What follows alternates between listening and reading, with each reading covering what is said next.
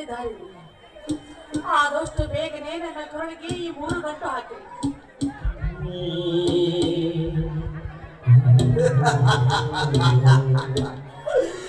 ಗಿರಿಜಾ, ನೀನು ಏನು ಹೇಳ್ತಿದ್ಯಾ? ಮೊದಲು ತೇಡ ಮಾಡ್ತಿದ್ಯಾ ತಾನೇ ಗಿರಿಜಾ? ತೇಡ ಮಾಡ್ತಿದ್ಯಾ? ಆಯ್ತು, ನೀನು ಹೇಳಿದ ಹಾಗೆ ತಾಳಿಯನ್ನು ಕಟ್ಟಿದ್ದೇನೆ ಕಡೆ, ತಾಳಿಯನ್ನು ಕಟ್ಟುತ್ತೇನೆ.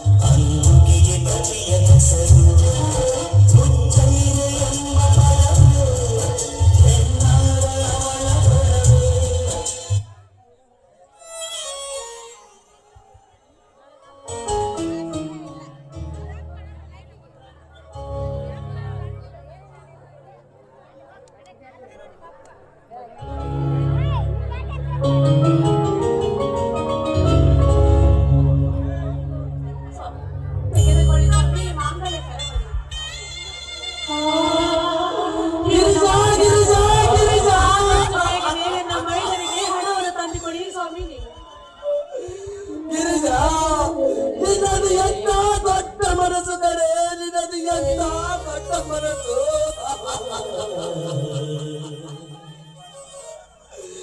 ನೀ ಬಡವರ ಕೈ ಹಿಡಿದು ಸಂಗಾತಿಯಾಗಿ ಬಂದ ನೀನೆ. ನಾನೇ ಭಗವಂತ ಕಡೆ, ನಾನೇ ಪುಣ್ಯವಂತ.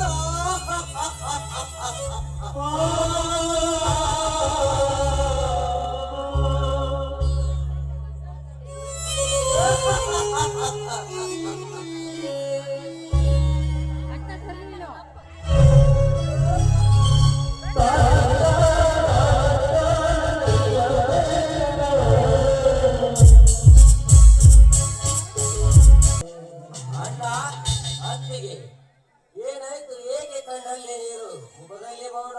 ಅಂತದ್ದು ಏನಾಯ್ತು ಅಣ್ಣ? ಏನಿಲ್ಲ ತಮ್ಮ ರವಿಕಾಂತ, ಏನಿಲ್ಲ.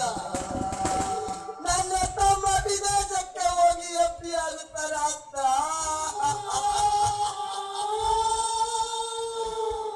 ಆನಂದವಾತ್ಮ ತುಂಬಿ ಒಕ್ಕಿ ಹರಿತಾ ಇದೆ ಅಪ್ಪ, ಒಕ್ಕಿ ಹರಿತಾ ಇದೆ ಅಲ್ವನೇ ಗಿರಿಜಾ?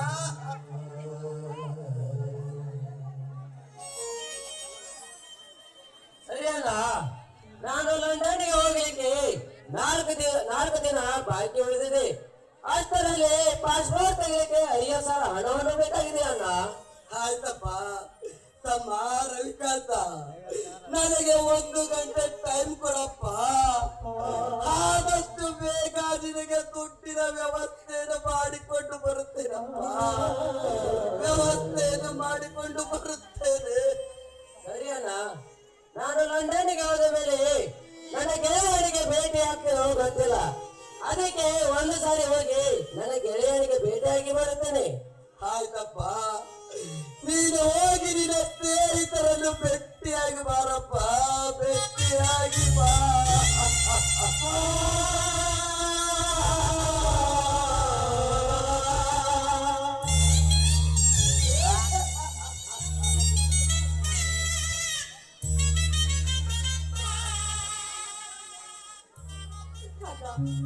ನೋಡಿದೇನಪ್ಪ ಇದು ಚಿಕ್ಕಪ್ಪನದು. ನಾಳೆ ಮೇಲಿನ ಚಿಕ್ಕಪ್ಪ ವಿದೇಶಕ್ಕೆ ಹೋಗ್ತಿದ್ರೆ ಅಲ್ಲಿ ಹೋಗಿ ನಿನ್ನ ಚಿಕ್ಕಪ್ಪ ದೊಡ್ಡ ಸಾಹೇಬರಾಗುತ್ತಾನೆ. ನೀನು ನಾಳೆ ದೊಡ್ಡ ಅಧಿಕಾರವಾಗಬೇಕು ಕದ, ದೊಡ್ಡ ಅಧಿಕಾರವಾಗಬೇಕು. ಅಪ್ಪ ಅಮ್ಮ, ನಾನು ದೊಡ್ಡ ಅಧಿಕಾರಿ ಆಗ್ತೀನಿ, ಆದ್ರೆ ನಿಮ್ಮನ್ನು ಬಿಟ್ಟು ವಿದೇಶಕ್ಕೆ ಹೋಗಲ್ಲ. ಇದೇ ದೇಶದಲ್ಲಿ ಏನು ಮಾಡಬೇಕು ಅದನ್ನೇ ಮಾಡ್ತೀನಮ್ಮ.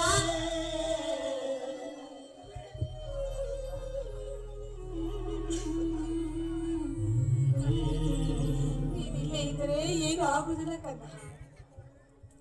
ತಮ್ಮ ಉಲಿಬೇಡ. ಏಕೆ ಆಗಲ್ಲ ಅತ್ತಿಗೆ? ಈ ದೇಶದಲ್ಲಿ ಸಾಧನೆ ಮಾಡ್ತೀನಿ ಅಂತ ಮುಂದೆ ಬಂದವರನ್ನು